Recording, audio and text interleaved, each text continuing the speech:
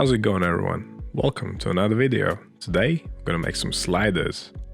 They are miniature burgers basically, and they will make for the perfect tear and share burger experience. And I love them because they're so tiny. A couple of bites and it's gone, and you're already on the next one. So let's get to it. Here's what you'll need.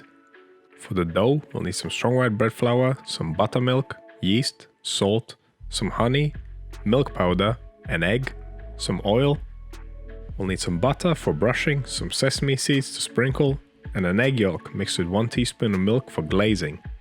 And of course you could fill them with whatever you like. I'm gonna use some ground beef, onions, garlic, some salt and pepper, and a bit of Worcestershire sauce because it goes perfectly with beef.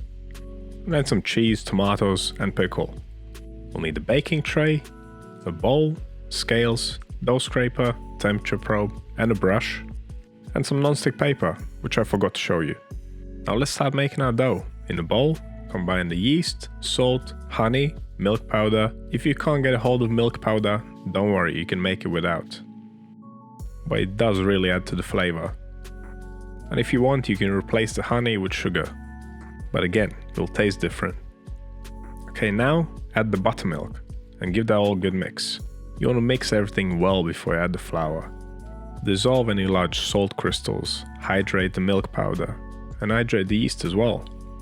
If you can't get buttermilk, you could use a mix of milk and yogurt. And I'll write the amounts down in the recipe, but buttermilk will always give the better flavor. So now we can add the final ingredient, the flour. Grab your scraper and start mixing this to a dough. You want to mix it in the bowl until it's one cohesive piece, and if the scraper's not doing the job, continue on by hand. This dough is not sticky at all, so it's quite easy to handle. Now pop it out on the table, we can start kneading. I'm going to use my regular kneading method here. What I like to do is press down and forwards with the heel of my right hand, then using the fingers of my left hand I fold the piece of dough under the heel of my right hand, then turn it and repeat. Once you've done this a few times, the motion will become fluent. It will be like second nature, and if you've done this before, then this is nothing for you really. You want to knead the dough for around 6 to 7 minutes. And once it's nice and smooth, pop it in a bowl and take its temperature. It should be around 25 to 26 degrees Celsius. If your dough or your kitchen is warmer, it may ferment more rapidly. If it's cooler, it may take longer. For me, I left it for 3 hours. You want it to almost double in size. And this is puffed up beautifully. And now we can divide it. And you should definitely use your scales for this, because it's impossible to divide it into 16 equal pieces just by eyeballing it. So weigh your dough ball, divide the total amount by 16 and start cutting. Once you have divided your dough balls, you need to pre-shape them. Pre-shaping will make them nice and uniform, and here's how you do it. Flatten your dough out, then fold the edge over the middle, going around in a circle until you reach point where you started. Then pinch that seam together. You can also tighten it against the table, and that's your dough ball done. Now we are going to shape them one more time. This step is just there because we divided the dough. Most of the dough pieces are made up of little pieces. We want to hide them. Shaping them twice basically results in a more even bun with a nice smooth surface. After pre-shaping, we need to let these rest. Resting is an important step as it gives the dough balls another chance to ferment a little bit more, but even more importantly, it lets the gluten relax. And about 30 minutes later, this will make our life a lot easier when we come to shape them.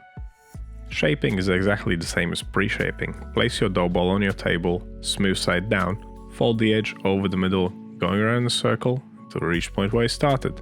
Tighten it, then pinch the seam together, and that's your burger bun done. And now you got 15 more to practice on.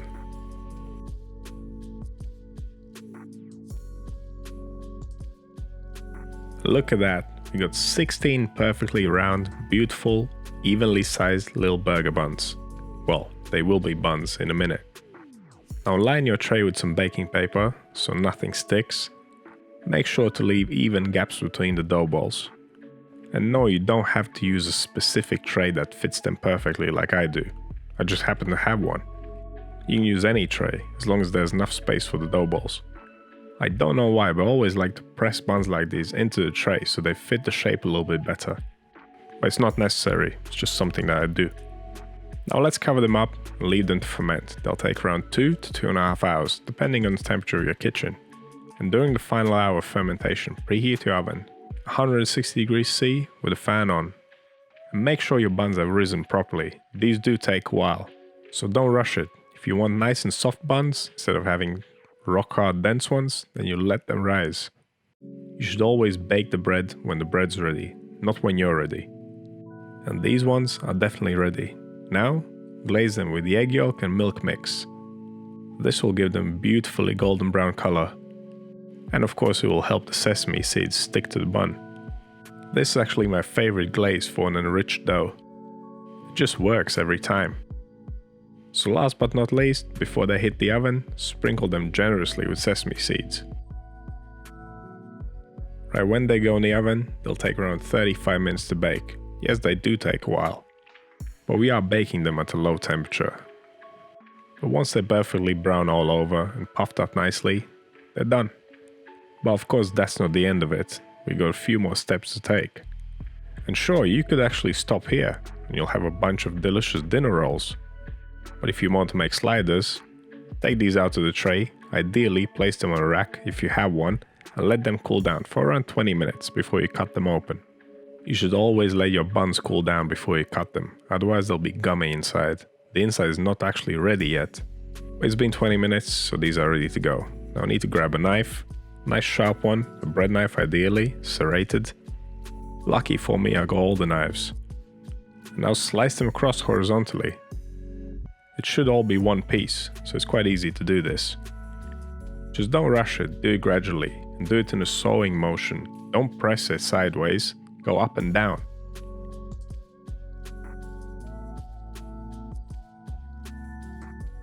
And here we are. Take the top part off, and now we're ready for the next step. And look how beautifully soft they are. I mean, you literally don't have to touch them, you can see how soft they are. Now put them back into your baking tray, and we'll sprinkle half of the cheese over the buns, and we'll pop them in the oven to melt the cheese. And you could turn the temperature of your oven up a little bit, or place them closer to the heating element to melt the cheese quickly. You don't want the buns sitting in the oven for too long, they'll dry out. Once the cheese is melted, take them out and finish with the rest of the ingredients. Now I must admit something, I forgot to press record when I was filming the beef. But you simply mix the beef, the onions, the garlic, the salt and pepper and Worcestershire sauce and cook them in high heat. Once it's nicely browned and cooked all through, you're ready to go. Leave the rest of the cheese as the final layer. This will help the buns stick to the burger. One last thing we need to do before we bake them, melt the butter that we had earlier and brush it all over the buns. This will make them extra rich and prevent them from drying out in the oven too much. That's it, now we stick them back in the oven just until the cheese melts and we're ready to go. And that's how we make sliders, the ultimate tear and share burger experience. Pretty cool, right? This will easily feed 4 people. But I must admit, I munched 6 in a row like it was nothing. So what do you reckon? Is this something you would try? Or have you tried it already? Let me know down in the comments. And if you haven't already, subscribe and click that bell to not miss any videos. I've got a lot more delicious recipes planned. And my channel's already full of them, so you're spoiled for choice. Check it out. Thank you for watching, and I'll see you in the next one.